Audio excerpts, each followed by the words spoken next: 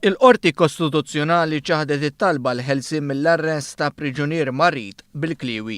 Christopher Bartolo għamel din it-talba minħabba raġunijiet ta' saħħa, iżda f'sentenza tal-qorti preseduta mill-prim imħallef Silvio Camilleri u żewġ imħallfin irriżulta li fil-ħabs Bartolo tingħata l-kura meħtieġa. Saħansitra l-konsulent mediku tiegħu konferma li kien hemm diffikultajiet dawn ma kinux riżultat tal-fatt li Bartolo jinsab residenti Kordin. Fi kliem l-ispeċjalista Joseph Farrugia li jkura lil Bartolo, din il-kilwa mill-bidu kienet naqra zoppa. Fil-fatt l-ispeċjalista qal li ġisem Bartolo kien diġà jifforma hekk imsejħa antibodies kontra din il-kilwa. Qal ukoll li għalkemm kien hemm momenti fejn fil-ħabs inqabżulu l-mediċini mhux il-kawża li kien hemm dik magħrufa bħala rejection tal-kilwa. Kien spjegat kif Bartolo jittieħed lid-darbit fil-ġimgħa għad-Dialysis Mater Day fil-waqt li jingħata l-kura psikoloġika kif hemm bżonn.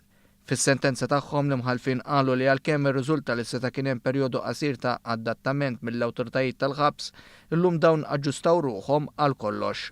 Fil-waqt li kienu notat kif Bartolo jaħdem fl-imħażen tal-ħabs u għalhekk meta wieħed iqis dan u li tliet darbit fil-ġimgħa jmur Mater Day, żgur ma jistax jgħid li jgħaddi l-ħin kollu tiegħu f'ċella. Bekk kien iddikjarat li ma kellux bażi li jrid joħroġ mill-ħabs minħabba raġunijiet mediċi.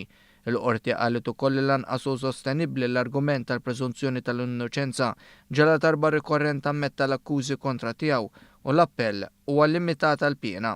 Fuq kollox filwaqt li ċaħdet it-talba l-ħelsien, il-qorti nnutat kif l-akkużat u lest jagħmel programm ta' riabilitazzjoni fih dan il-Caritas u għalhekk jekk ikun aċċettat għandu jingħata dan iċ-ċans.